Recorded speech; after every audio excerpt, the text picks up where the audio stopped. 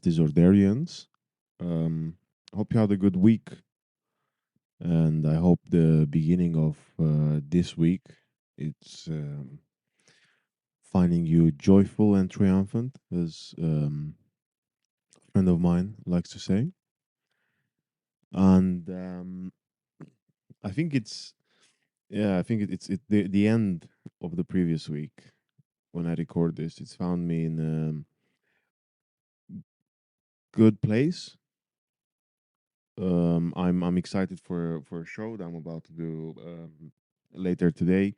Um, if you're listening to this as it's after Monday morning, then you've missed the show, unfortunately. But um, I hope it's going to be a good one. I'm very excited. It's something called Immigrants Comedy. It's in Camden, London, and I've been so looking forward to get into it for I think is since I moved to London, really, and I got it. I managed to. Yeah, I was offered a spot, and I'm so excited, and I just can't wait to go out tonight. And yeah, I can't wait to go out tonight and basically, have fun, have a good time. Um, Besides of that, the reason why I feel so much better than after a while. I think health wise, although my legs are still sore, I still get some pain and stuff like this. My lower back it's still hurting, but I became more accepting of it, and I'm just looking at ways to try and fix it. I think I've managed to lose a bit of weight, in the past week, past few weeks actually, and that feels like it's helped a lot. I've done about an hour or so yoga, and I haven't done it in ages, and I've just now realized how much I liked it. I think it was based off one of my BPD friends, or actually DPD friends, so one of the people that I've met doing the dialectual behavioral therapy. Um, I was complaining to her about how poor my running results are in the last few weeks because of this like fatigue and soreness that I have. And she reminded me of something that we talked about during DBT, which was building. Oh God, I forgot the word now. Mastery. I got it. I remembered. Building mastery. So trying and doing basically something else. So I went back to trying and doing the yoga, and done all the stretches again. I did technically six workouts, but they were 10 minutes each, so just an hour of yoga. And you know what? It was amazing. I felt so good, and it helped out a lot. I feel like my headaches disappeared, and but again, the this week the focus has been a lot on acceptance, acceptance of self, acceptance of the fact that yeah, like my back was killing me a couple of days ago, and it was like, well, it's just the way it is, and let's find a solution to it. But just accept that for now, yeah, it hurts. I have to make adjustments rather than this self criticism or self load, which it's still there. Like I still at times I feel like I'm just the harshest judging member towards myself. And that still happens, and I still see it. But again, it wasn't as bad, and it kind of helped, you know. Um, but outside of this, I'm excited for today's episode. You're going to listen to my conversation with a friend of mine. Ben is we gigged a couple of times. He's a good comedian. I really like him. I really enjoyed chatting with him. And I think one of the things I've kind of seen, I've seen it recently as well as a trend, is that. Sometimes, not sometimes, but a lot of people, everyone's, or like most people are like, oh, embracing the diversity of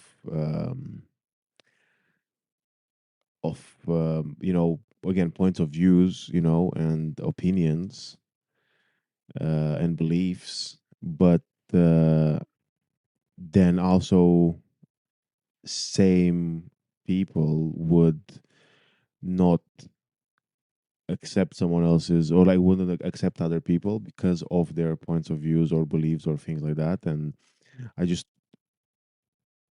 think that in the last few weeks I've kind of noticed it a bit more, and I was like, hey, hang on, what's going on? I thought we're meant to evolve, we're meant to do better, we're meant to be accepting of others, not just of others who resemble us, whether physically, or resemble us in regards of their, again, opinions, beliefs, etc. As long as the values are there, as long as someone's a decent human being, then um, the fact that your point of view it's different from theirs shouldn't um, make you, I guess, stop them from, or like wanting to stop them from talking, or like wanting, to stop an argument, or again, argument, but like in a positive way, like, again, because I thought that different points of views are welcome. But yeah, that was just something that I kind of thought about as I was going through, again, yeah, just in the last few weeks, and then it just happened that I've got the, again, you're going to listen to the conversation with Ben, which again was a brilliant conversation. I really enjoyed it, and I think he's a very uh, clever guy, and he's got some very good points, and also, again, on a comedic level, very good. And also, I personally found that on the talking with him about like mental health and about acceptance and about things like dealing with your own thoughts and accepting either what's happening around you or accepting yourself for who you are. He was spot on. uh, it was just, again, wonderful to speak with. But I'll let you enjoy the conversation, and I'll catch you at the other end.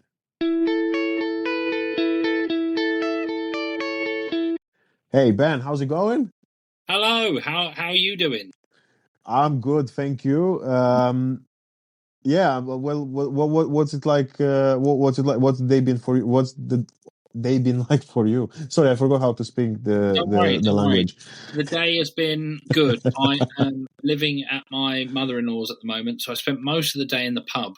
I went I went for a I went for a bike ride and I ended up in a pub and that was nice. And then I rode home and that was the day. It was nice.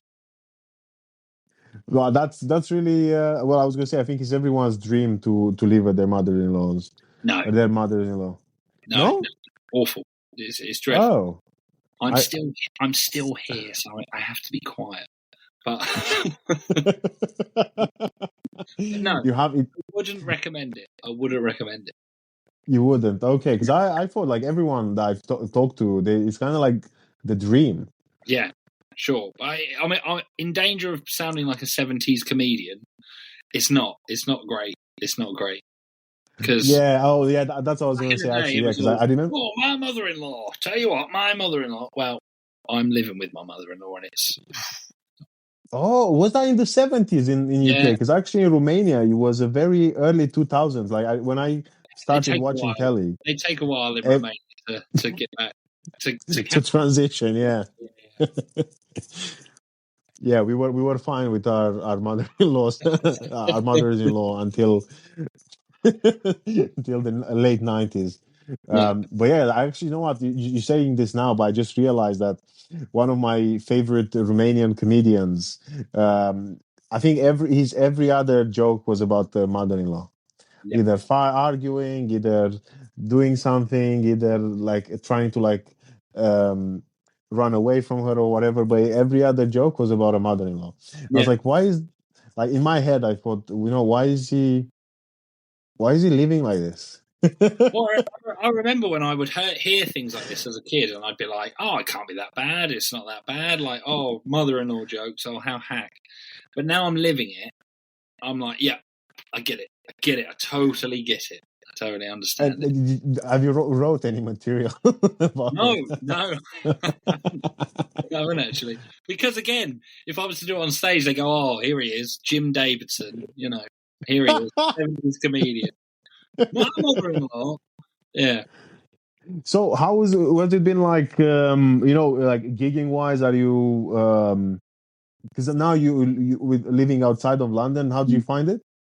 Well, I've only just moved out, but yeah, I've been Huh. gigging fairly regularly in London and doing all that and doing the comedy scene. And I mean, I've got to a point where I wouldn't say I hate stand-up comedy, but it's tough. It's tough out there. It's tough out there to sit through everyone, and you go to a gig and you have to watch everyone, and you go, "Oh God, kill me now." But it is. I like being on stage. I like being on stage, and I've had some good gigs lately, especially in Essex. Very good comedy scene in Essex at the moment. Interesting. Yeah. And because how long you've been around for? Oh, years. I mean, at least 12 years, at least. Yeah. How did you get into it? So I've always been an actor. I've always done acting. I've been in a few adverts and stuff until they wouldn't let white men in an advert for Love Nor Money. But back in the day, we used to get adverts, and I was in quite a few of them. And I remember I was in London, and I went to the Comedy Store to watch a Gong Show, which was great because as an audience member, a Gong Show is the greatest thing ever. Like, it's wonderful. And as an act, it is the worst thing possible. But, yes. So I was watching this Gong Show, and they were like, anyone from the audience want to get up and do it? And I had nothing, but I put my hand up and was like, yeah, I'll do it. Oh yeah, I'll do it. And but I didn't get picked. But from that moment, I was like, yeah, no, I want to do stand-up comedy. And then I think it was some guy that messaged me, probably like some sort of groomer, looking back on it. But I was quite young, and he messaged me and was like, "Oh, do you fancy doing stand-up comedy together? Let's go to a comedy night, and we'll do our first gig together." And he was about 20 years older than me, and I went, "Yeah, let's go for it." And so we did it, and I loved it. I loved it immediately, and I sort of never stopped. But he gave up. He gave up straight away as soon as he realised he couldn't shag me. I think he gave up. Oh.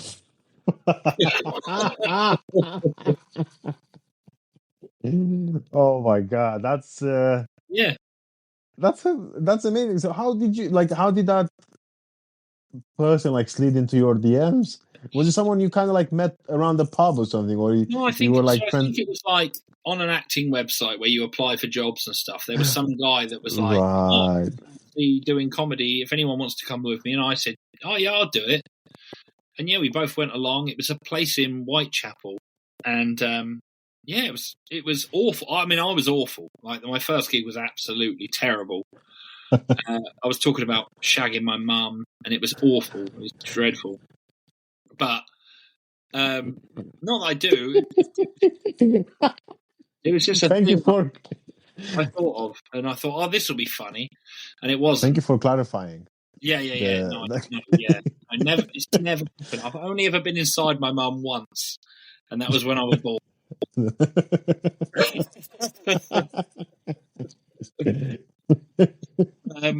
But yeah, after that, I was just like, yeah, let's go for it. And I went on and on and on. Then I had a little break from comedy because, I mean, comedians are awful and terrible. And I got a little bit disillusioned by it all, and I thought, oh, I'm going to be famous, and I didn't realise what sort of went into it. And then had a little break, came back to it, and ever since I've just been just doing it. Interesting. And then it was always in London that you were doing, were you always based in London, or did you actually get to live different places? When I was doing stand-up, I was always based in London. I've done gigs all over the place, but always always based in London when I was doing stand up. How did you get into acting? I mean, so I was doing it when I was a kid. I did like amateur dramatics and stuff. And like when I grew up in Portsmouth, I was like the best. I was the best actor. Like I had such an ego on me. I was like, I am the greatest actor that has ever lived. And I moved to London, and then I proceeded to get the living shit kicked out of me, like ego-wise, because everyone else was much better. And yeah, that was a hard thing to deal with. But I just sort of got into it that way. I made lots of films, Broken Toaster TV, if you fancy looking it up. Made loads of films with my friend who's a director, and got a showreel together. And yeah, just did a few adverts and other little bits. What was your favorite acting job? Oh, or something that Darren Brown. What's that? Do you know Darren Brown? No, well, my English, even although I lived in this country for a while, I don't have all the references. This should be on the UK citizenship test. Do you know? No. But so Darren Brown is like, he's called a mentalist. So it's like sort of hypnotist sort of type guy. And I did a show with him where he was trying to persuade people throughout various tasks to eventually push someone off a building. So it would be suggestion after suggestion after suggestion to get to a point where someone would actually push someone off a building. Does that make sense? It does make sense, but it's good. It's called Darren Brown's The Push, if anyone wants to watch. But so that was and then I was one of the sort of plants in that. So it was all real people, but then it was one real person and everyone else was an actor, and I was one of those actors, basically. What? Oh, it was great. Honestly, it's so good. It's a really good show. And it starts off with, so the first thing they have to do is there's vegan sausage rolls and then there's real sausage rolls. And the first thing that this person is asked to do is put the vegan sticker on the meat sausage rolls, on the non-vegan sausage rolls. So once they've done that, they do that. And then there's other things time and time again, eventually leading up to pushing someone off a building. What and was it? I mean, there's no like product advertising, but was it Greg's sausage rolls or was it a different type of sausage roll? No, it was just sausage rolls in an event sort of thing. So wow. They were dealing with the catering, and then they had to put the vegan sticker on the non-vegan sausage rolls. And yeah, oh my god, that was great. That was the best thing I've ever done. That was great. What was it like? Because I've never. No, I mean, I'm pretty sure I have met people from Portsmouth, but Portsmouth.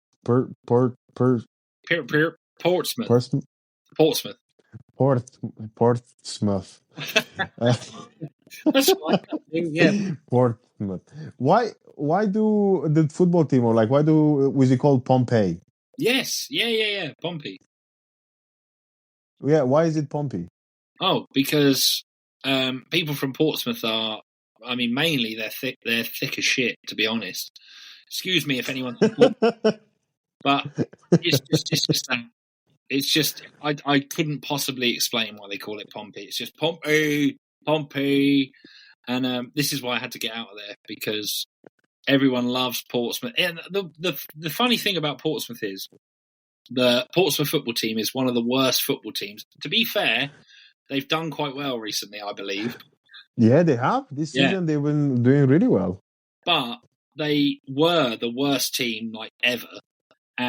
But the fans they're so loyal and they love them so much. So I do respect it. I do respect them. But yeah, it's just the sort of thing. They love the Portsmouth Football Club. Pompey, play up Pompey. I still say I'm Portsmouth till I die, even though I don't like football. I am Portsmouth till I die. Which is fair enough. I think it's. I was always confused because I think Harry Redknapp was the manager. Yes, and money, yeah. Oh well. Yeah. I wish I just know that. I don't. No, it's okay. I think I got into it also because I've been reading Paul Merson's books about addiction, and Okay. basically he played for Pompey, you know. And I actually remember having to Google what Pompey What Pompey is because was? I Yeah, was yeah, yeah. confused. Yeah, because I knew of Portsmouth growing up, and when they were like a Premier League team, and then I know that I knew when they relegated and stuff like that. So I was aware of Portsmouth existing, but I just didn't know Yeah.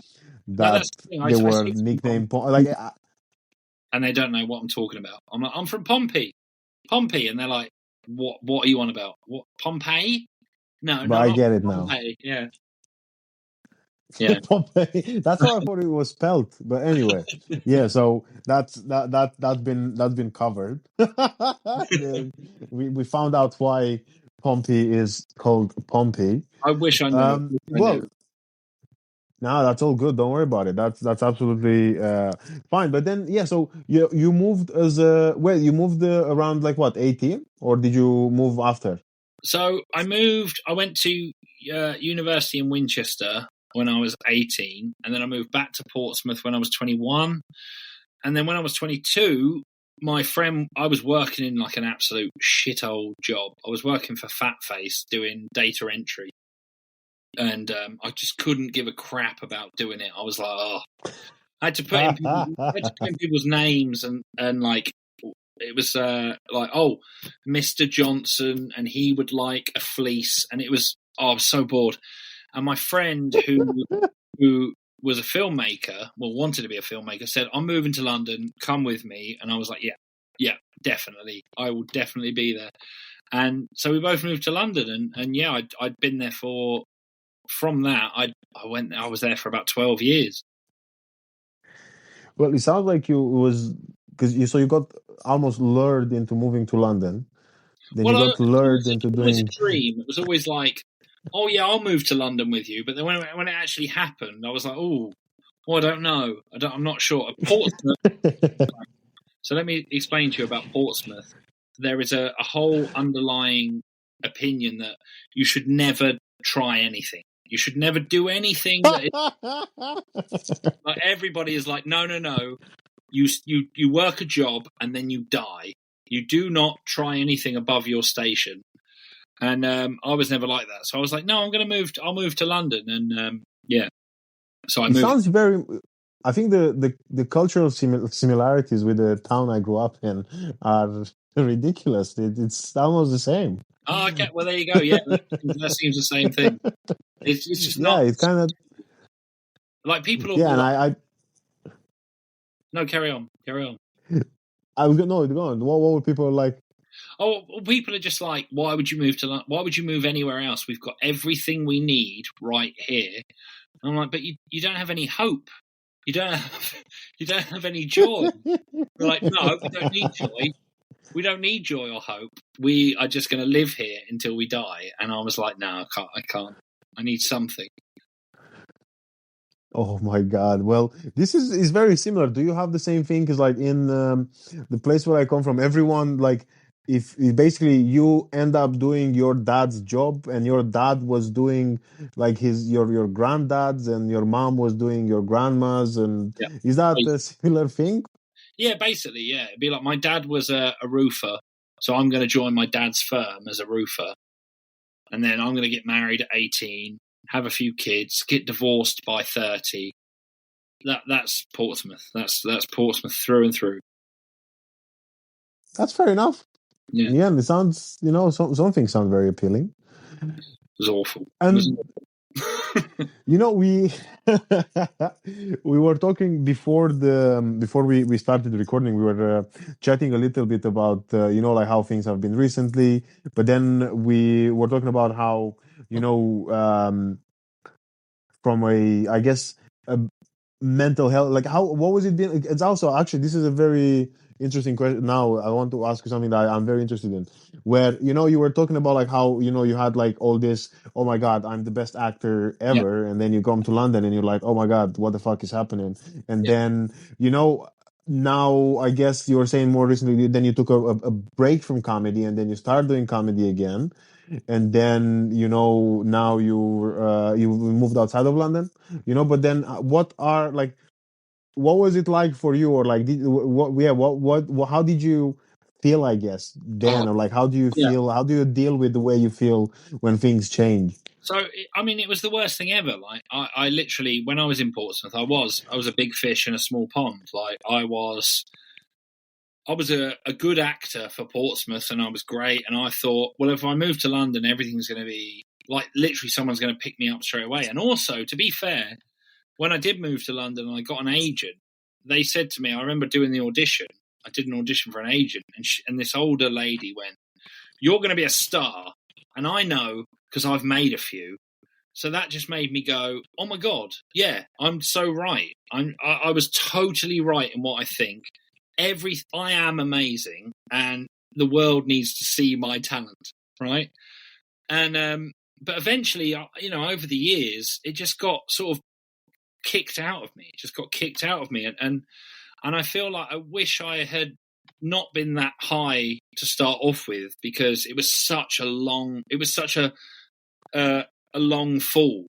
Like, to get to the bottom where you're not getting any auditions, where you're not getting any parts, where you're not getting anything, and people are like, no, you're not only not the best actor, we don't want you for anything, and that was such a big fall for me, and it was very hard for me to deal with, and yeah, it just took a lot out of me, to the point where I would be like, well, I don't want to do any of this anymore, and I've got no confidence in myself. And which was crazy, because before I had such confidence in myself, I had such an ego. But I can't deny that it wasn't a good thing for me. It was a good thing for me. Like, I was too arrogant. I was too cocky.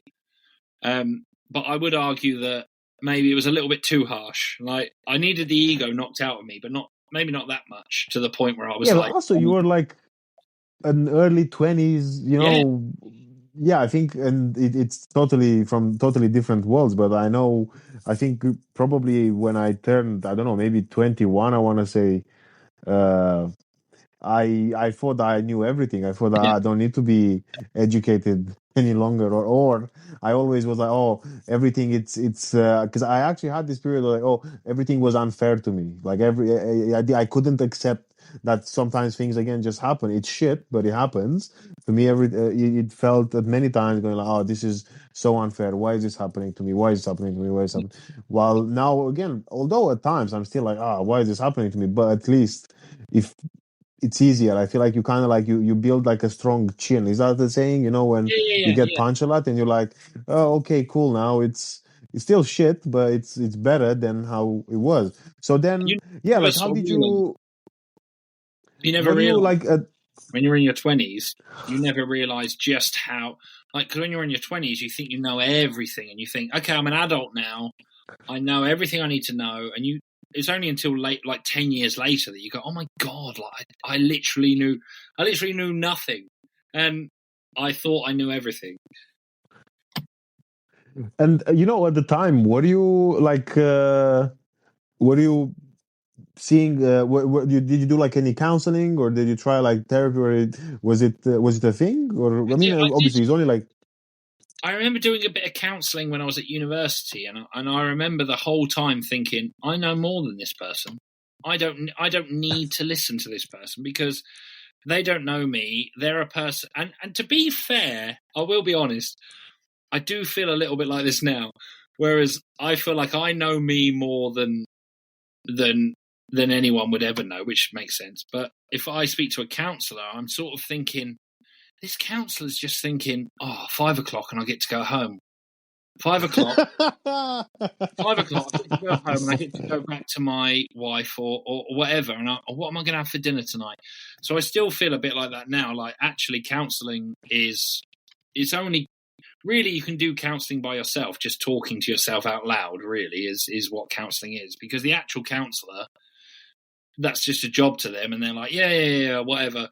I'm literally going home at 5, and I'm going to have bangers and mash for dinner. So that's all I'm thinking about. But you see on that, because I think with that, from like personal experiences. I had it happened to me with a couple of people, like a couple of therapists I saw, Mm. and I think it only happened to see so many in within like 40 years, just Okay. because I either like moved from Manchester to London, or like I moved in around Manchester, or like I just wanted to do like something remote, whatever. But then I do remember some. I think there is it is a very fine way of like not making people feel like that, Mm. or at least like to kind of show, because I do see why you're like. Sometimes I remember it was a very early days, and I was doing like therapy with this guy at the time, and again he helped me out a lot in some aspects, and he kind of like pointed things out to me which I would have not done myself. But I remember that if it was like 45 minutes in, you'd kind of like see the whole the demeanor change, Yeah, yeah, yeah. and I would talk, and you'd be like, okay. Yeah. All And then I'm like, okay, cool, time's up. right. And while now, for example, I get to like speak with the person that I'm seeing now, and yeah, she's very much like, oh, okay, cool, let's do, or she would at least give me a reminder like 10 minutes before, be like, oh, let's one last thing before we do, and then I'm like, oh, okay, cool, and then I'm like, fine, you're not gonna stop me from talking. You already told me. Sorry, I'm pointing at the screen. That's Yeah. as in like I'm pointing at the time. I'm like, oh, okay, now I know how much I like. I already know what to expect, Yeah, rather yeah, yeah. than like you said, it's kind of like on a movie scene, when you got Yeah. like time or like scene, and then you're like, oh, I mean, there don't was get me so wrong. much more to unpack. There are fantastic counselors out there. It's my own brain that sort of says that to me. Like, this person doesn't want to hear this. This person isn't worried about this, and it's almost like I really do want to. I personally want to get into counselling because I think I think I'd be quite good. I think I could listen to people and not think that I have to be home in 10 minutes and trying to help people. But yeah, for me, counselling just didn't. It just didn't really. It didn't satisfy my need. Were you open about like the way you felt? Yeah, Like what do yeah, you? yeah. I'm so open. Like, but I feel like I'm. Well, I don't know if this is madness, but I talk to myself constantly. I will always say to myself, I'll have a sort of schizophrenic chat with myself where I'm like, oh, this is happening. And then I'll go, well, Ben, at the end of the day, this and this and this. And I go, yeah, do you know what? That's actually that makes sense. So I almost counsel myself. But then at the same time, I also think, well, that's slightly arrogant, Ben, and really you're just talking to yourself and you've only got one point of view. But I do think counselling is mainly for people that can't open up to themselves and can't be honest with themselves. Maybe, like, I mean, I'm not saying that is definitely the case, but that seems to be the case for me. Whereas I feel like if I just sit in a room with myself for an hour, I can get to the bottom of my problems quite easily, really. I'll sort of chat to myself. Interesting. Actually, this is the problem. I'll be like, I'm so annoyed. I'm like, well, Ben, I mean, you did have 8 pints today, so maybe that's why. And I'm like, yeah, do you know what? Yeah, do you know what? That's probably the reason. And I'll go, yeah. I think that would make a great bit. Mm. Where you're like, like I'm a bit annoyed, and like, yeah, maybe that's why. Yeah. I think it's like one of those things where like, oh, I got like a terrible headache, and I'm like, I think you're hungover.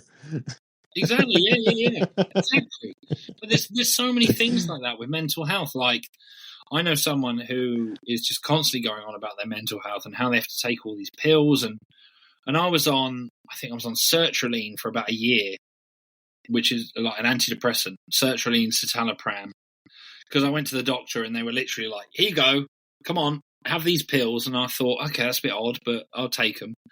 And for a year, I was just numb and I hated them. And Same. yeah, awful, man, awful. Like I thought to myself the same sort of thing. I thought, hang on. You've jumped to these pills, but have you changed your diet? Have you exercised more? And have you, changed anything about yourself before reaching for these pills? And And a lot of people that are on these pills will be like, no, I've tried all that. But I don't believe they have. Like, I feel like once you go through these steps, you actually go, oh, I feel a lot better. So, that might be a way to go. Whereas the pills just didn't help me, but they have helped other people that I've known. So I can't fully, Well, because I was going to say from like personal experience, I think with sertraline especially, and I was quite like it was quite interesting. I don't know if you know Daniel Ruiz Tyson. He's one of my favorite like London, brilliant comedian. And then we were chatting about how, and I think during the podcast we kind of like got into this conversation about how for creative people, sertraline, it's actually not doing well, because I had it as well. Like that was my first antidepressant I've been given. Although now I use something called fluoxetine, which is is the British version of Prozac, which is like more famous in like American, and like if you watch movies and stuff from America, they always talk about like.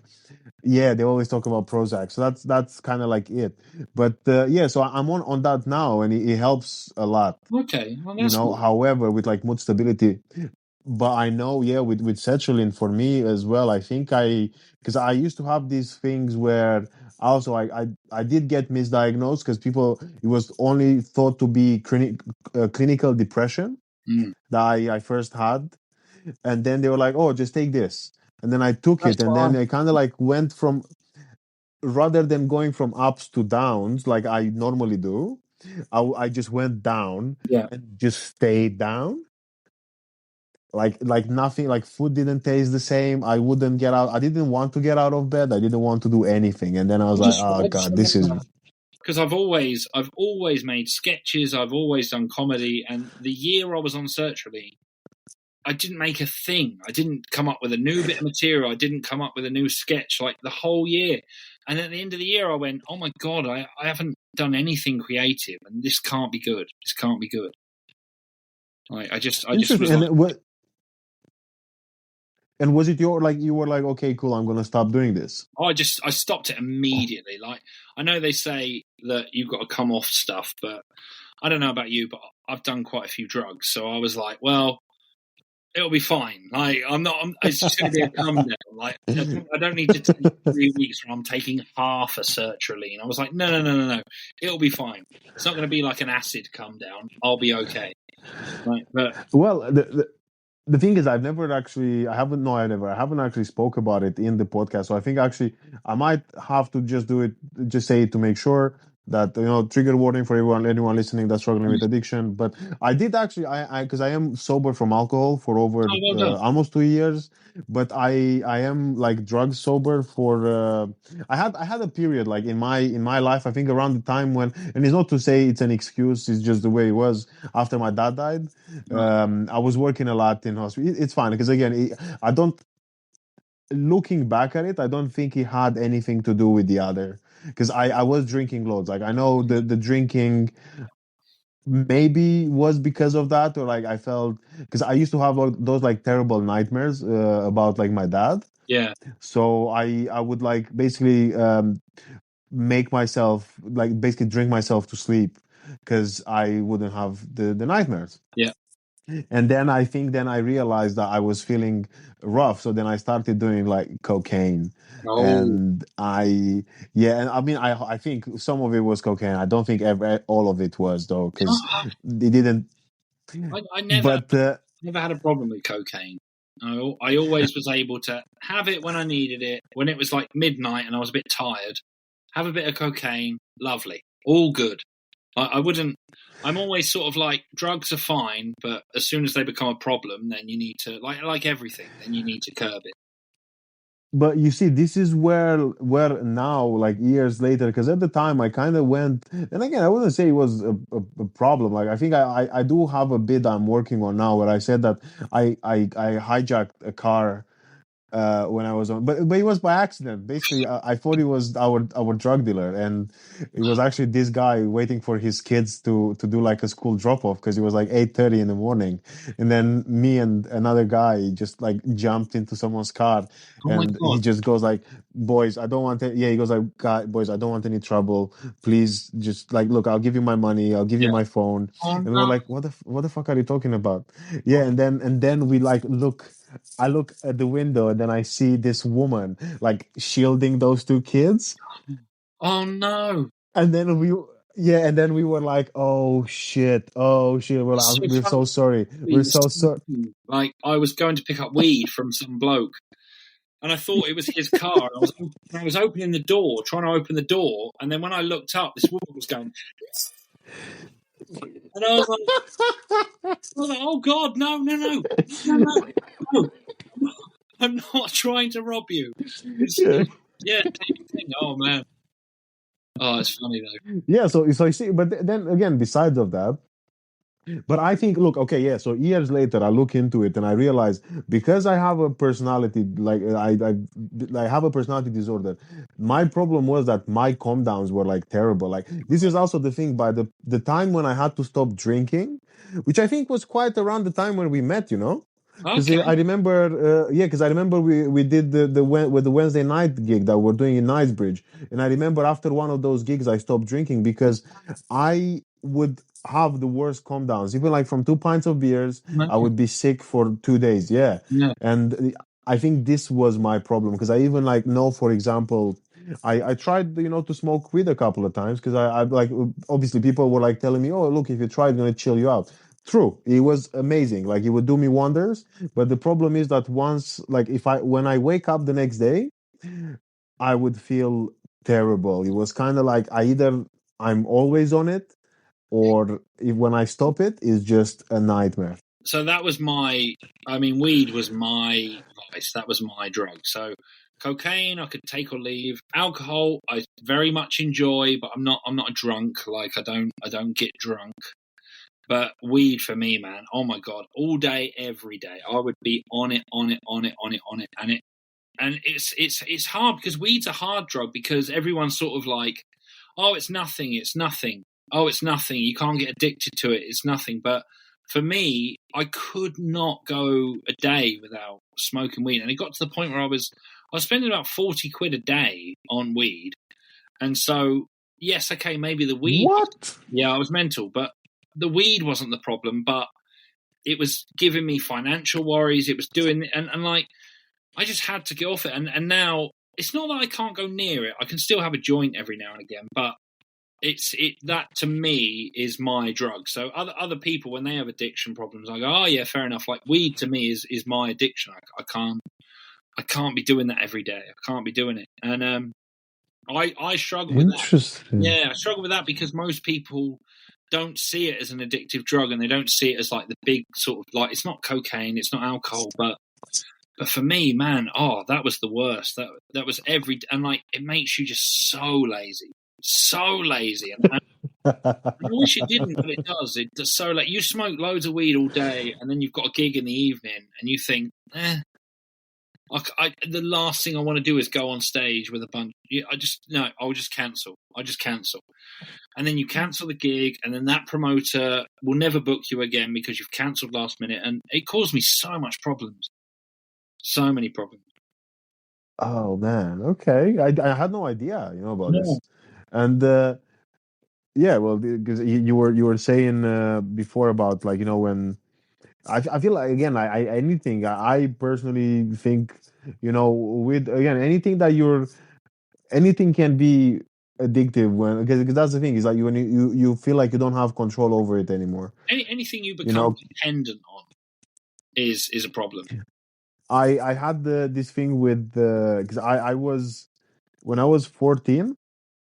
I was that's when I started drinking like heavily, and I used to drink, smoke cigarettes, and I used to gamble a lot.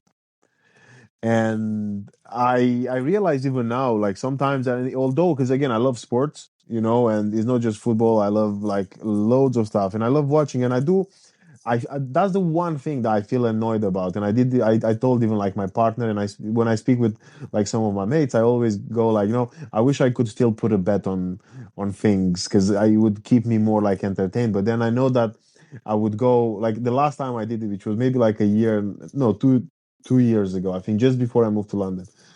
I would end up from going like, oh, I'm just gonna bet on, I don't know, say like Arsenal or whatever, like the top football teams I watch live, right? Yeah, and then I would be like at four in the morning watching Argentinian third Oh league. no! Oh no! Come on, Yeah, Argentina! Yeah, yeah, and I'd gambling's watch the like, worst. I still think it's wrong that we would. I think it's wrong that we're allowed to have a casino in the palm of our hands. Like, I think that's inherently wrong because gambling is one of the worst things. Like, I remember when I was in a terrible relationship. I was miserable, and she was a horrible. I mean, no, that's not fair. That's not fair. It was a bad relationship. We were both awful, and I remember gambling just for the fun of it, just to try and get some sort of fun out of my life. And the worst thing is to have oh my God. in the palm of your hand, and you're just gambling. You lose like £200 in half an hour. That's insane. Like, it just shouldn't be allowed. And still now you get adverts where they're like, gamble, but be careful. Don't go too mad. And you're like, come on. I think it's the worst. I think it's the worst thing because gambling is so addictive, and you always win. First off, you always win, and I used to think that gambling was addictive for. I don't know that you wouldn't. I don't know. I used to think a different thing about gambling, but now I see that gambling is actually when you first start, you win, and then you might not gamble for another 3 months, but the moment you think, oh, I need some money. Oh, I know. I won loads of money gambling. It was a piece of piss, and so I'll do that. And then the moment you start in that sort of frame of mind, and then you start losing, then you're chasing that win. Oh man, you can rack up so much. Oh, it was awful. I'd say it was the worst. I'd say gambling was one of the worst things, and should never be encouraged by adverts or anything. Well, I do find this quite funny, if I'm being honest. Like the adverts where it goes like, "Hey, we have a great offer for you this weekend. You Yeah. can bet £50 free if you put £50 in your account." Yeah. And then the next thing in the advert is, "Do it responsibly." Yeah, do it responsibly. When the fun stops, stop. Like, no, Stop. no one's going to When do. does the fun stop? I know. Yeah. No one's going to do that. Oh, I hate it. I think it's evil. I think genuinely that is evil. It's like It's tough, and I think you get a text message. Like, if you gamble on your phone, sometimes you might just get a text message out of the blue saying, "Do you want a free £50?" Like, they wouldn't do that with an alcoholic. If you're an alcoholic and then suddenly you get a text saying, "You want a free bottle of whiskey?" It's madness. I can't believe it's allowed. I can't believe it. I think as well is because of because it's virtual money. Like that's actually when you get like £10 credit. That's and I'm not an accountant. I mean, although I come from a family of accountants and I should know better, but again, to me, like that's not real money. No. Like if you can't withdraw it, then it's not a thing. No. So I think this is why, because if you go into a casino with actual cash, and then that's fine. Like, if you want to go into a casino with cash, like, that's fine. That's absolutely fine. And I remember when I did that, and I would spend like 20 quid, and it would be a fun night. Everyone would have a laugh. But when I'm sat on the toilet in my pants, and I'm losing £100 in 10 minutes, like, it's insane. That's madness. Oh man. I actually, I do like one of those nights when I used to like bet, do like online betting. Well, you see, this is actually a thing that I remember when I was a kid. A teenager, and I was gambling. Well, just like a backstory. As a teenager. Basically, I used to because I grew up actually in a Christian community. Like I grew up going to Christian Orthodox church. Okay. And Yeah, because like by the time we became adults, there were only two. There was only one family, like one Jewish practicing family in the whole town. But anyway, so now one of the guys from the church choir, his mom was the one who owned the bookies shop. Wow. So she would let me basically first the way I started at first, because like in Romania it was this thing where like you write stuff on a piece of paper, you hand it to her. I don't know what it's like in England, but anyway, in Romania you would write like game results or like whatever you'd think that's gonna happen on a piece of paper, and then you slide it under the counter with the money, and then she put it through for you. Now the way I started was by saying, "Oh, this is for my dad." Ah, okay, right, yeah. But then after like a couple of months, then I started going like, oh, actually, I want to like play the roulette, or like I want to play blackjack, or I want to. Dog races were a thing. So then I actually went like, fuck this, I'm not actually doing it for my dad. And I think she at one point she figured it out for sure. Yeah, but And give me the money. and then that's how I started. And basically, yeah, it was funny. It was really, again, not funny. But yeah, looking back at it, you know what? I do feel bad, but also I feel like I was at the point where, like my parents were going through a bit of a rough divorce. Luckily, as a family, we were doing okay financially, and I was having like side hustles as a teenager as well. So like I didn't like steal money from my parents. But again, those were like my kind of like, those were like my lunch money, or those were the money that I made by, I don't know, selling clothes or like doing whatever I was doing at the time, and yeah.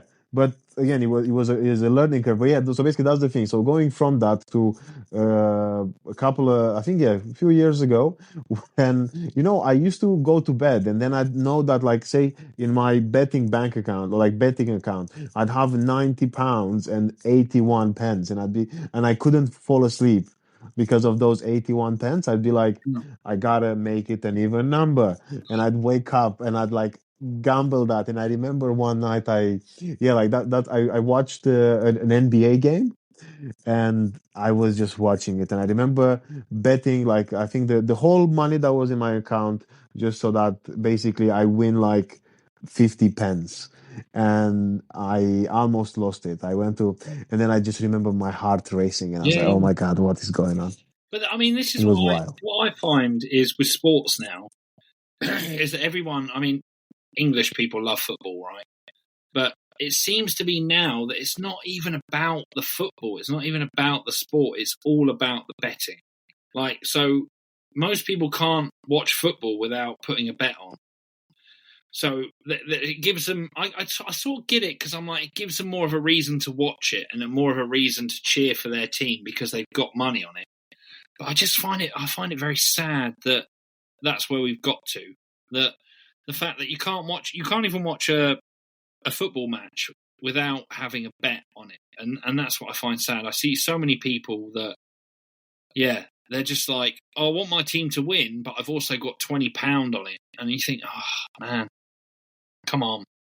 Well, this was the key that when I used to do, like, at some point when I use, but the thing is, again, like the ones that I'd like to think is, I think this is also one of the reasons why at the beginning you start by winning. It's because that's when you actually do like calculated, or at least more calculated judgments, where you're like, oh, does this make sense? Yes. While I remember I used to do like dog races based on like my favorite numbers. And that's when, you're like, I think now you're I'm enjoying it. It's a fun time. Yeah, exactly. You're like, oh yeah, number 9. Yeah, come on in. Yeah. But it's when it gets to the point of like, oh my God, if number 9 doesn't come in, I have just fucked myself. Like, oh my God, please. Like, it gets so bad. It gets so bad. I used to love going to greyhound racing. I loved it. And a lot of them are shut down now. But for a night out, to go to greyhound racing was great. It was good fun. Like, maybe you'd have 20, 30 quid and you'd spend that. But I just don't like the idea of spending that money and not getting the fun. So if you're spending that money on your phone, there's no evening out. You're not at the dog races with your friends. You're just it's quite sad, really. It's just yeah.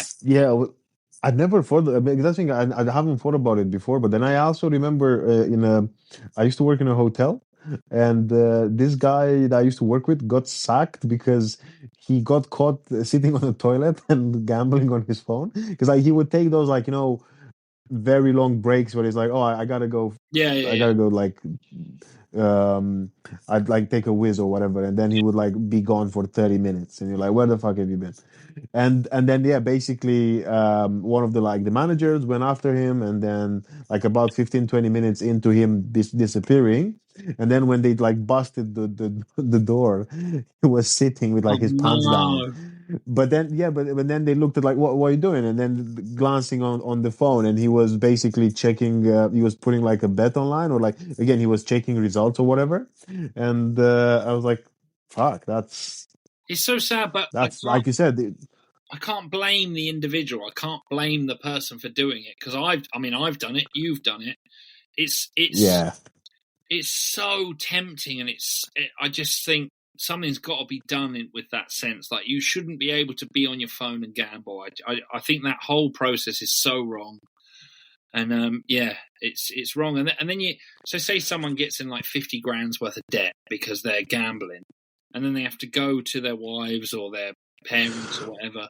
Like, they're seen as the worst person ever, but it's not really their fault because they've been tempted into this.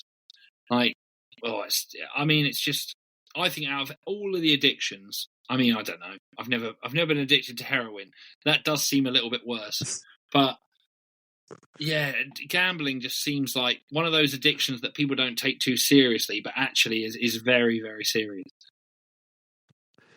And like I said, I think it's one of those things where you kind of you get into the place where there all the things that can push you into the wrong direction are just there. Yeah, Right, like I think that's another, because I like you said before, which to an extent obviously, like I am the individual who's done this, like I'm the one chasing the thrill of winning a bet. I'm the one chasing this, but then it's kind of when we talk about like, oh, we live in a day and age where we have to be open about this, or we gotta do this, or we gotta be mindful of each other, be mindful of each other's mental health, be mindful of each other's yeah, because I even think about the way with when you drink now, when you go like out, and then like the bartender can go like, hey, I think you had enough, when you look absolutely like plastered. yeah. While if you, and obviously it's no disrespect, I just love the word plastered, that's why I use it. It's not everyone can drink as much. No, it's not towards you, it's toward everyone. I mean towards you as well, but as well as anyone listening. I just love the word, using the word plastered, and it's a shame that because I don't drink, I can't use it anymore as much as I used to. But yeah, that's the thing. A bartender can go like, "Hey, hang on a minute, I think you're done." While when you again, like, unless hang on, he needs a text to tell him that he can get £50 off if he bets again. Yeah, it's dreadful. And even like with those things, because now I've seen the oh yeah, you can just like set up a weekly limit, or you can set up a monthly limit, or you can, but then you have to do those beforehand. While if you haven't. Yeah, but no one's going to do that. No one's going to do that. When I was, I can only speak for weed, which is what I was addicted to. If I was smoking weed every day, and then someone said, "Hang on, you need to set up a weekly limit about how much weed you smoke," I'd be like, no, I think I'll just smoke it constantly and then carry on, please. Like, you're not going to set up a weekly limit, are you? No. Oh, £100. And then even with those weekly limits, it's like, no, £100 weekly limit. And then it's like, do you want to change your weekly limit? And you're like, yeah. It's just, yeah, it's true. So awful. And yeah, horrible. Just one of the many horrible things in this world that we live with now. This one, I was going to say with mental health is, I do as much as I can to help with my mental health. Like you, I've been diagnosed with what's it called? Manic depression, and I got an ADHD diagnosis, but I'm ignoring it. I'm not having that. If everyone's got ADHD, no one has. So I think I'm just going to ignore that. But it's the same sort of thing of like, well, I can't remember my point. What was my point? hang on. I'll get that we yeah. I can't remember what I was talking about. What was I talking about? Addiction. Talk about mental health, and you were like, Mental "Oh, talk health. about mental health. I've been diagnosed with this, then Yeah. I've been diagnosed with ADHD, like you said, manic depression, and then you've been diagnosed with ADHD, but you'd like to avoid that because you feel like I it's know. Yeah, I've got it. yeah. My main thing is I can do all this for myself, and I can acknowledge all this myself, and I can choose to, regardless of if you want to take sertraline or any antidepressant, that's fine. I personally don't. But regardless of all that, my depression comes from everyone else in the world. So I'm like, I can work on myself as much as I can, but at the same time, I still have to deal with the world outside and everyone else being stupid. Like, that's what I find. That's what I struggle with. It's like, oh my God, why is no one else working on themselves as much as I'm working on myself? Oh my God, I gotta tell you something about this. Yeah. Like, I have this thing. those Yeah, go on. people in the world. So as much as I'm struggling, I have to bring. There's some people that just seem to be able to be, just to be idiots, and they carry on with their daily lives, and they're all good. And I just think, oh man, why can't they have the same self-acknowledgement that I do? This is interestingly enough what I was talking about with my therapist last Monday. Because I was basically saying that like at some points during the day I get to the point where I think the way I see it, the fact that I got my diagnosis, the fact that I know I have borderline personality disorder, it actually empowered me in the sense that I am aware of things that I have to be more considerate towards. Yeah. But then I basically, now to go back to what I was talking with my therapist about something that's happened in regards to like my day job, and I was like, I'm always like, I always have to be careful like how I handle my emotions. You gotta be, because I don't want to, like, even though like something makes me angry, sometimes it makes me like 10 out of 10 angry, while it only deserves a 4 out of 10. And then I have to kind of like limit, or like, again, I have to be mindful of like everyone else. So I have to be cautious about certain things. While I literally said this to my therapist, was like, I don't think, sometimes I think about it and I'm like, I don't think it's fair that I have to actively control myself when other people are just not. Yeah, exactly. Or at least it seems like, again, because it might be the case where they try their best, which again, it's fair enough. Again, I don't know, but I do. it does sometimes feel like sometimes it feels like, what, this is why I'm like, why am I, you gotta, because which again, look, ultimately I know why. I don't want to upset people for no reason. I don't want to do like, I don't want to, for someone to think that I'm doing something for the purpose of like upsetting or like. But then I'm like, but it's yeah, I do. A part of me at times is like, hang on a minute, if I can acknowledge all these things, why can't you? Yeah. I mean, I'd say, 60%, say, especially when you live in London, it's more like 90%.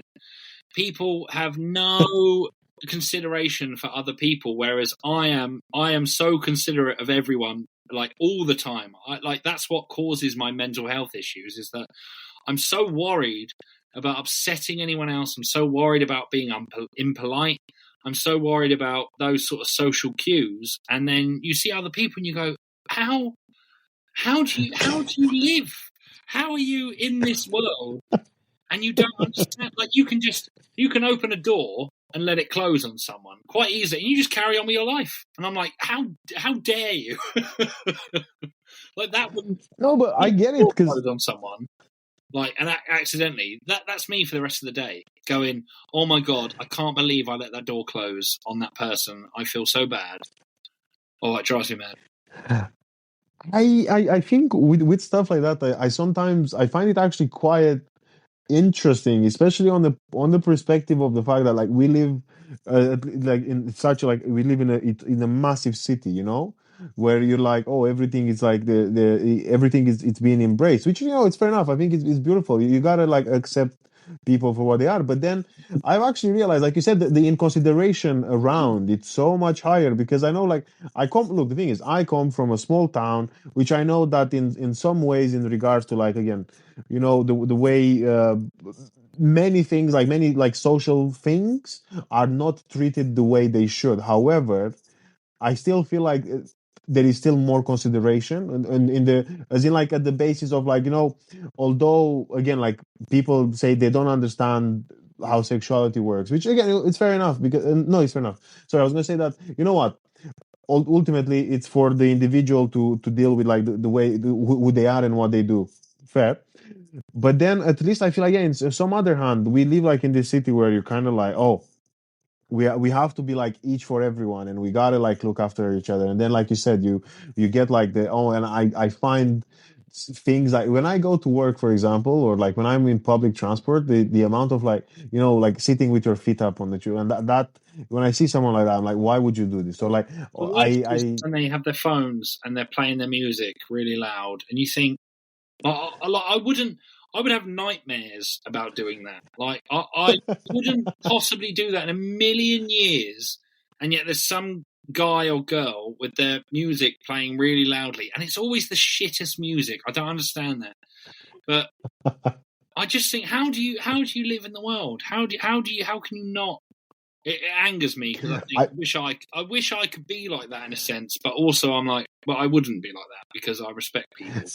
You said that sometimes, and actually I realized I get to that point at times where I'm like, I think I was again, going back to a conversation I had with my therapist, where I was like, sometimes I wish I could just not Yeah, care. I yeah. could just be like, you know what, it doesn't matter.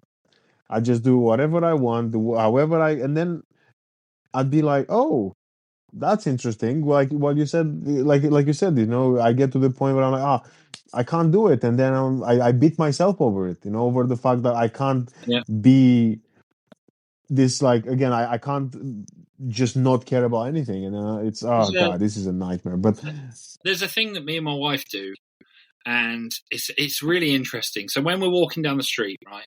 So I don't know if you get this, you probably do. When you're walking down the street and you find yourself doing this, so you're moving out of the way for everyone. You're walking along, you're moving out of the way for everyone, and we say to ourselves, we go, okay, right, for the next 5 minutes, we're not going to move out the way. We're going to walk strong, and we're not going to move out the way for anyone, and we're just going to walk. And it's so interesting to see how people don't move out the way. Like, the amount of times you'll hit someone in the shoulder, and of course I'm immediately like, oh my god, I shouldn't have done that. Oh god, I feel so awful. But it's so strange, where and like people like me and you, we will move out the way for people, and I think, well, this is why these people are doing this, because there are people like us that will move out the way, and it infuriates me, absolutely infuriates me. Actually, funny enough, it happened today where I thought I have a theory about it, because, again, it's been, like, so fresh. Where I've seen it today, where someone, like, bumped into me, and because I was carrying my golf bag, so it's like it's long. So basically, they bumped into my golf bag, and at first I got annoyed. But luckily, then I've seen that actually they were looking at directions. They were looking, like, on Google Maps on their phones. I was like, you know what? Fine, fair enough. You'll concentrate. But I think, to me, my problem is when people are, no problem. But the one thing that I find annoying is when I see someone, like, either texting or, like, just doing whatever, and I'm like, if you want, I think my analogy about this is, if you want to walk. If you want to text, but then I always shift to a corner where I'm like, oh, okay, I'm just gonna do this real quick, and then I carry on with my. But I think it's this all, like, multitasking. It's really everyone thinks that now everything has to be multitaskable. I think I just made up word, but that's okay. Some people have. I just think some people have these brains that are so considerate of other people, would never want to seem inconsiderate, whereas there's others that just could not care less. They just don't care. They just don't care. And as much as my brain hurts me, and as much as my overthinking kills me on a daily basis, I'd much rather be the polite guy that moves out of the way than the asshole who's not thinking. So I always think, well, at least I'm the good one. At least I feel like I'm in the right. So at least if I'm moving out of the way for someone who is being a knob and not paying attention to where they are, at least I can think on a cosmic scale, I'm in the right. I'm the good one. That's how I try and justify it. I think when I spoke with like my when I was going through because basically when you get diagnosed with BPD, you have to do something called dialectual behavioral therapy, which is this like basically it's like actually like kind of almost like rewiring your train of thought, to think that again two truths can happen at the same time, or like something can be right and wrong simultaneously. It doesn't have to be like a yes and no answer for everything. And I remember we had this conversation about like how you could change who you are. Like again, there is a possibility of just being like, what, from tomorrow I just want to be the opposite of who I am right now.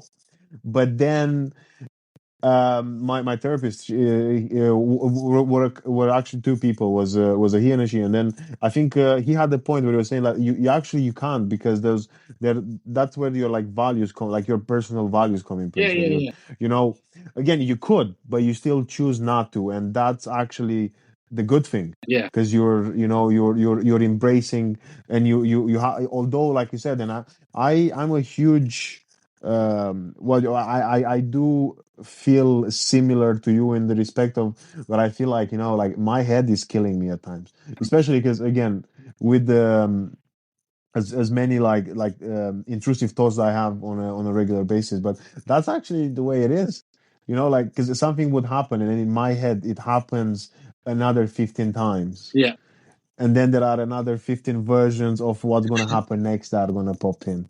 And I think I was breaking it down with my therapist, because we were doing basically, we're like trying to do like one skill after another. I think it was first observe my thoughts, and then accept that they are just thoughts. But then I was like, okay, but then anxiety kicks in, and I was like, what am I gonna do now? And then we were kind of like, oh, so from this skill you have to go to this one and then to this one.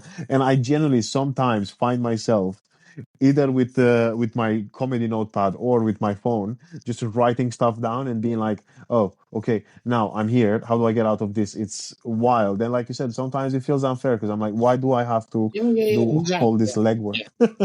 Why do I have to deal with this and you don't? But I guess that's why I think that's the whole point, isn't it, of being a comedian? You're an observer. You're on the outside looking in. That's the whole point. You can go to a gig and the whole audience, they don't know how to make themselves laugh. That's why they're at a comedy show. So we're cursed with this sort of thinking, but that's why we're comedians. That's it. And that's the whole thing. You know what? I think so. I think it takes a big part, and it's like one of those things where like, oh, the funniest people are usually the saddest ones, and I'm like, you know what? Completely. Like, it makes sense. Yeah, because we're on the outside, and like, it comes a point where you're like, oh, like, I mean, the amount of times I've told a joke and then the audience have laughed, and I'm like, ugh, why are you laughing at that, you idiots? Oh, of course you're laughing at that because you're the people that I'm talking about, you bastards. Yeah, it's that sort of thing. I think that's just the way it is with comedy. I do play around a lot with like the fact with like talking about like my parents dying, or like my parents like cheating, or like or I usually go with like shit stuff that's happened to me or to someone around me. And I always find it interesting where I have to like reiterate at times during the set where I'm like, it's my story, like you can't laugh because I am talking about it. I think I think I was at a gig recently where I actually went like, you know what, it's okay because I said it. If you and I pointed, because there was this guy who almost like, when I did a joke about like my parents being dead, he kind of like, he pulled his head back, and I was like, it's okay because I'm the one who made the joke. If you were to make the joke, it would have I'd been be nasty. offended. Yeah, yeah, Very bad behavior from you. yeah.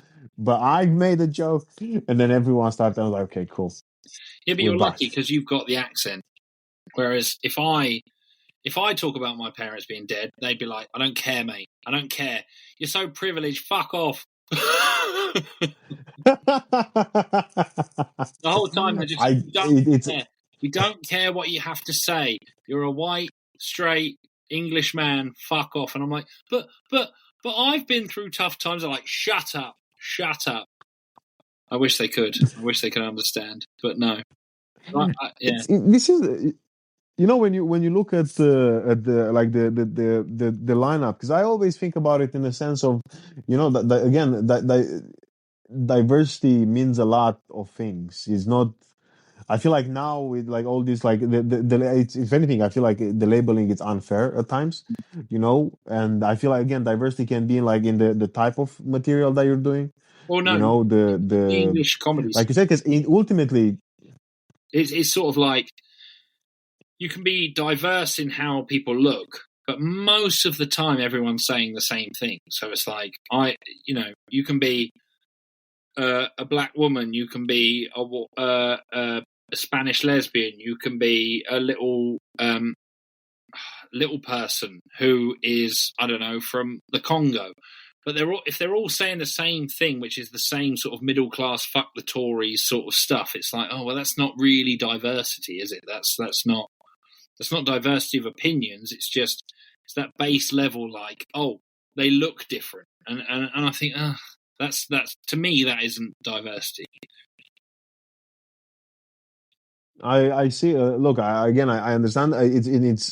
It's nice to embrace and to allow many voices, basically allow like different artists to express themselves. But I agree with you. I feel like especially when you're trying to like professional lineups, it's very important. Like again, when like big bills or like things that are, or I think one of the things I found really funny around London when it's like open mics trying to do this, and I'm like, it doesn't matter. It's an open mic. Like again, obviously, you welcome everybody because that's why an open mic is for. It's for everyone. As long as again you're not offensive, you know, as long as you don't say, you know, again, as long as you don't punch down, fair enough. You know, that's what's it for. But then it doesn't. Again, it's an open mic.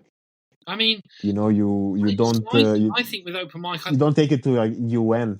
I think with open mic, I think anything's game. Like even if you are punching down, I think go for it. Do it. It's experimental. Like you should be able to, with open mic, you should be able to try things, and they might not work. They might be horrendously offensive, and people go, no, never say that again. But it should be. That's the place where you have to try and learn your stuff. So I love. I mean, I've been to some horrendous open mics where people have done some awful stuff, like terrible stuff, where everyone's in silence, and they're like, yeah.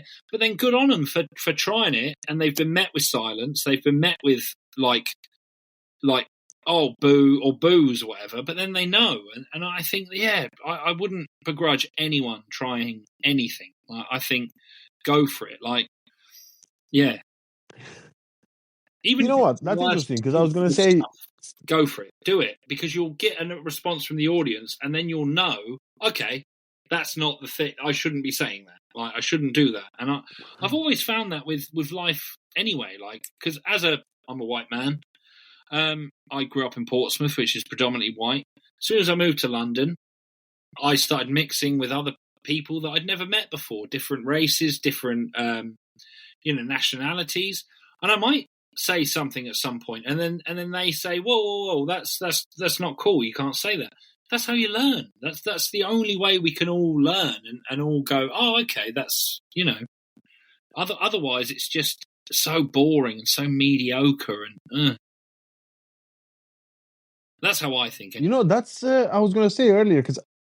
Well, that's interesting because one of the things I haven't actually thought about before, and I was like, you know, because my idea of like punching down was kind of like when you just say like, I think because I do get it, I do get it, I do see something different following what you have said in the respect of, you know, where again you try a bit and you're like, oh, okay, it's not a good bit, you know, again it doesn't have the quality that you'd expect from a joke.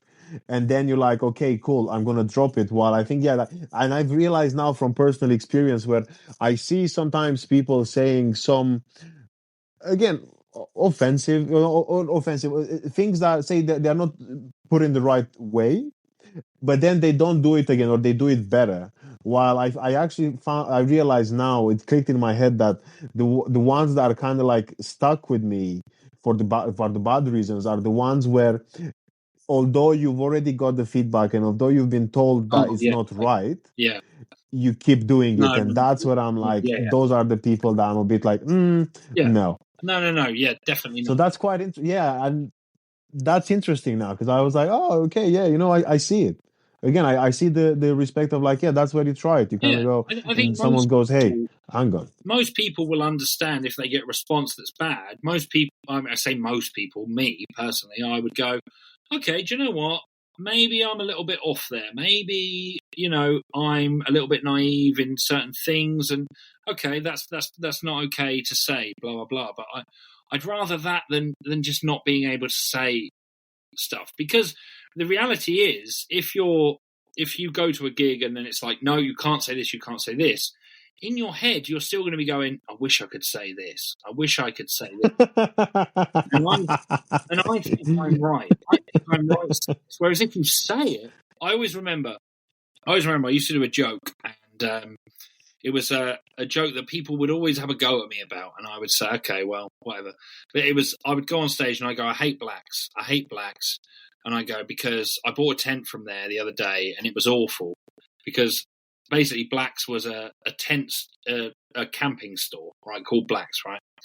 So I had this joke, and I would say it, and I would go, yeah, that's fine, that's absolutely fine. And then I did a gig where it was all black people in the audience.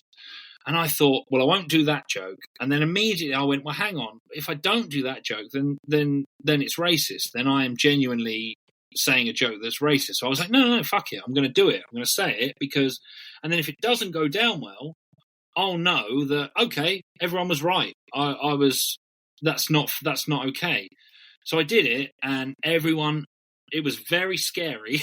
It was very scary, but everyone pissed himself and it was great. And I was like, oh, brilliant. I'm all good. And I always think, if you've got a joke about, especially as like a white guy, like if you've got a joke about a particular group of people or whatever, if you can't do it in front of those people, then yes, it's racist and you shouldn't do it. But if you do it and you get a good response, then you're laughing. And if you do it and you don't get a good response, then okay, I've crossed a line here. Like, I think people just, they need to calm down a little bit with stuff like that, because people have to learn and people have to be open to learning. But like you said, if you do it and everyone hates it and you carry on doing it, then yeah, that's awful. Shouldn't be doing it. But I was actually, because I think it's one of those, I don't know when I heard it, maybe like at school or something, when you hear that thing where if you wouldn't say something in someone's presence, then you shouldn't say that. Exactly. And I'm like, what, that's pretty much it, where you're like, because I know, the situations where, you'd try again. Yeah. And then, that's how it works, because then and it's also like the nature that, or like the idea or the way that you wrote it wasn't for well, I think it's a great, and I've been to, I got what do you call it? Yeah, because Blacks, I think they're still open, no? They're like the Mountain Warehouse, I think, or stuff like that. Oh, maybe you can buy. I mean, I stopped doing that joke many, many years ago, but it was just one of those things I always did. And I was like, no. And I was always, and it was a joke that people had said to me, like, you shouldn't be doing that joke. And I was like, no, why not? Like, it's fine. It's a good joke. And then just when I did that gig, I was like, no, I'm going to do it. And it was absolutely fine. Of course it was. Whereas I think some people can be, I mean, I don't know, almost racist in trying to not be racist, if that makes sense. Like, oh, well, I couldn't possibly say this in front of these people. And I think, well, then you're being a bit more racist than I am. So, like, everyone likes to laugh. Like, calm down. I think he was one of those. Who did it? I can't remember. There was a special where he was like, "Oh yeah, Daniel Schloss," where he does a joke about. I think it was. I can't. I think it was about religion or something like that. It was like, "On whose behalf are you being?" Yeah, whose behalf are you being yeah, offended? And I exactly. think that's the case sometimes, right? Because I know, like, I do loads of like jokes about being Romanian. I do obviously like this is the thing, the stuff about like my parents. I do a joke which I actually found quite interesting about. Sometimes it doesn't get like a positive reaction about like my dad being bald, and and then I'm like, hey, why are you offended? Like he's Yeah, I think I think if he would have spoke English, he would have loved it. And if he was alive, of course, that's another uh, thing. But yeah, I think if those two things yeah, would have happened, yeah, he would have probably enjoyed yeah, that joke very much. yeah. Yeah, no, totally, totally. I think my whole thing has always been. I mean, my jokes are always quite dark and stuff. So I always explain to people how when you've been through very awful, awful shit, like you with your parents, like when you've been through terrible shit, you do make jokes about it. You do, and it's only the people that have had the nicest, loveliest lives with no problems whatsoever. They'll be the people that go, "That's offensive," and you're like, "No, no, it's not." And you'd understand if you had been through some shit, then you'd actually get it. But people just people just get offended about nonsense, about on other people's behalf, like you say, like, man, yeah, crazy. Well, I feel like this can be going for a very We long could time. literally talk forever. But Yeah. what I was going to say now, basically, we will catch up again anyway. Yeah, it's been lovely. But now, if people want to basically like find your stuff, like check you out, check what you do out, this is basically the time to plug. No, don't bother. Don't do it. I like being in the shadows. If you see me again, no. If you feel free to follow me on Instagram, Ben Adams Man, YouTube, Broken Toaster TV. Feel free, but if not, if it's not your thing, just don't worry about it. Like I hate plugging. I hate when you do a gig and someone at the end goes, "Oh, by the way, my Instagram is the." Oh, shut up, mate. Come on, no. It's been a lovely. We've had a lovely chat. If people are interested, they'll find me. It doesn't matter. That's a nice way to think about it. Yeah. Like, look, if you really want to, because I have to, and I shamelessly plug the podcast at times. That's all right. Like I actually, what I do. This is again, maybe people listening will enjoy as well. I the thirst traps on thirst traps on like Twitter. No, I don't know about those because I'm not a pervert. Well, the thing is, I somehow fair enough. You know what? Maybe I shouldn't I know have. exactly what you mean. Yeah. But yeah. So like, I plug sometimes. Where people go like, "Oh my god, I feel so like horny. Please open this," and I'm like, "Hey, why don't you instead listen to this great podcast?" Listen, after you've come, why not listen to this? Or while, because it's audio only, like you can still look. If anyone is almost there right now, good on you. Jerk off instructions. JOI. Go for it. Keep and go for it. But this was amazing. No, it's been great. So thank you so much for taking the time. No, don't be silly. And well, yeah, cool. Well, thank you, and we'll catch up shortly. Stay Take happy, care. everyone. Stay happy. Okay, so what do you think? Was it good? Was it what you hoped for? Was it better? I hope it wasn't worse. It was great. I think listening to bits while I was putting this together, I was like, it just reminded me of how much fun I had speaking with Ben. But I think just one thing before I depart and before we I'll post again, so twice this week. You'll get another episode before the weekend. But before that comes out, what was I going to say? Oh, yes. I've decided couple of weeks ago actually that I will not do any advertising on the. So basically, like none of the sponsorships. Hopefully, I've been in touch with a couple of companies, and that might come. But anything to do with advertising, as in platform advertising, that you'd hear randomly during the episode, I have stopped that. I just decided it because I've realized that every time I listen to a podcast or anything really, and a break comes through that's unrelated to anything, especially about the podcast or about like me. I just find it very annoying. And yeah, based on that, I've decided to, and also after checking out a couple of people who I follow in the podcast world and I look up to, I thought, you know what, yeah, I don't want to do it. So yeah, you won't get any. I think some earlier episodes had it, but I stopped doing the monetization or like the advertising a couple of weeks ago. But then I just want to let you know that moving on as well, this is a thing. It's not just happened accidentally. But yeah, from me, that's everything. Now, make sure you, yeah, just check out the summary of the episode in case you want to make sure you catch Ben's socials correctly. And anything else? No, that's it. Well, until next week, stay skillful, look after yourselves. Bye bye.